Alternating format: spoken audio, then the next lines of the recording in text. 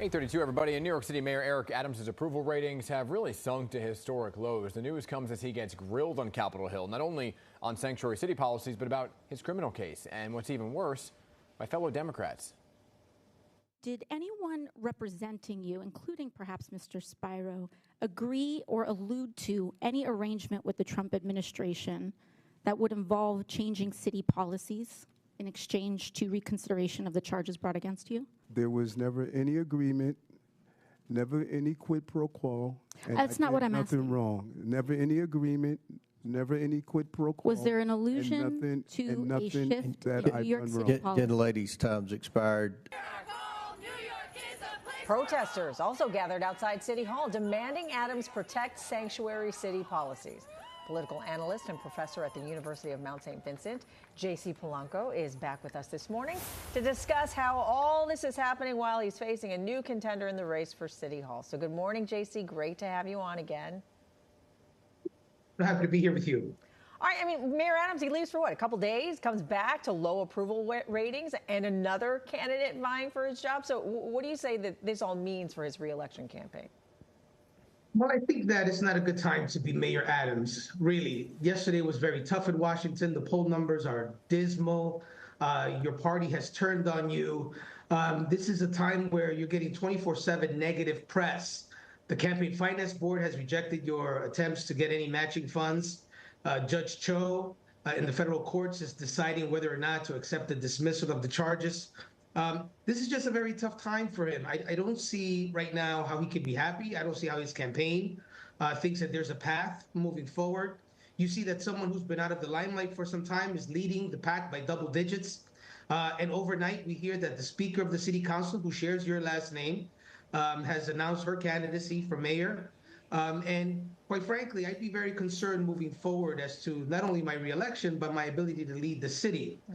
It's going to be a time of reckoning. And I think it's time for the mayor and some of those candidates that are in the single digits to question whether or not their viability in this race is real. And is it time to drop out? Is it time to support another candidate, considering that former Governor Cuomo is leading by so much and is just piling up endorsements?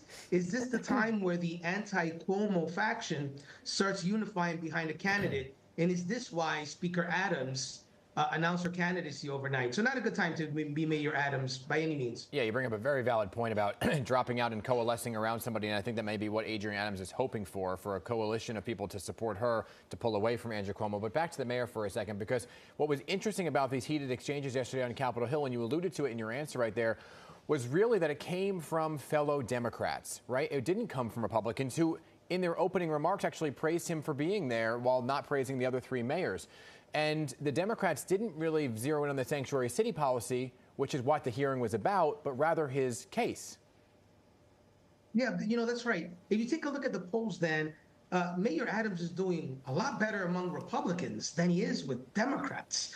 So it's no surprise to me seeing that the Republican members of Congress would be supporting a mayor who's taking a much tougher stance on undocumented immigration. That's the reality. When you take a look at those poll numbers, they're very clear. And it looks as if the national Democratic establishment has turned on Mayor Adams. I mean, holistically, the entire thing. And we saw it yesterday play out. One of the most incredible interactions was with a congressman out in California with his line of questioning against the mayor. Garcia. What we're seeing is that national Democrats have, in fact, turned on Mayor Adams. And, when you take a look at this poll, it's abundantly clear that, considering that this is a closed party primary, you have an incumbent mayor who's incredibly much more popular with Republicans. Unfortunately for Mayor Adams, Republicans can't vote in this closed party primary in June. So it does him no good. But can he switch parties post primaries?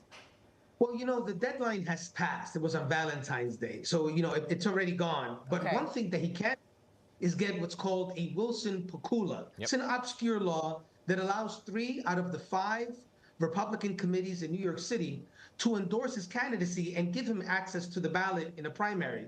But it appears as of today that Curtis Sliwa, who ran as a Republican last time, has the support of the Republicans in New York City.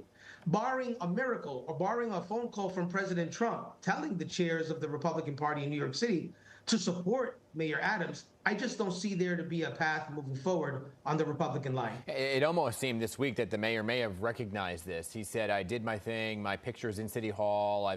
I'm going to be always labeled as 110, the 110th mayor of New York. You know, he seemed to allude that it may be it for him. But I want to get your take. By the way, you mentioned that poll. There was a Quinnipiac poll that came out yesterday. It had him at the lowest approval ratings, not just of his mayoralty, but any mayor in the history of polling in New York City.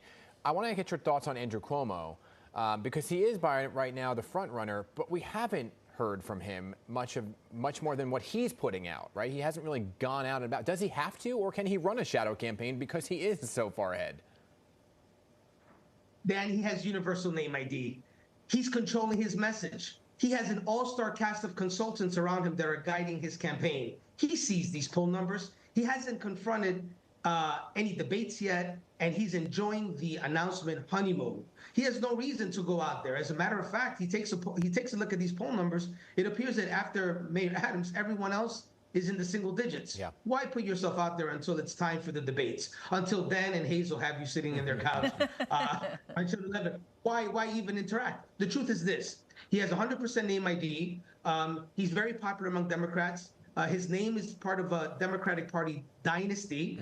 And the fact is this, guys, President Trump rewrote the political book.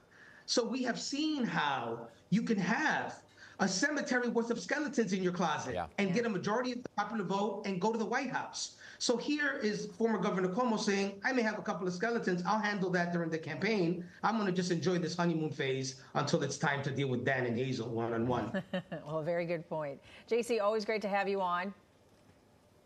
Thank you so much for having me. Always a pleasure.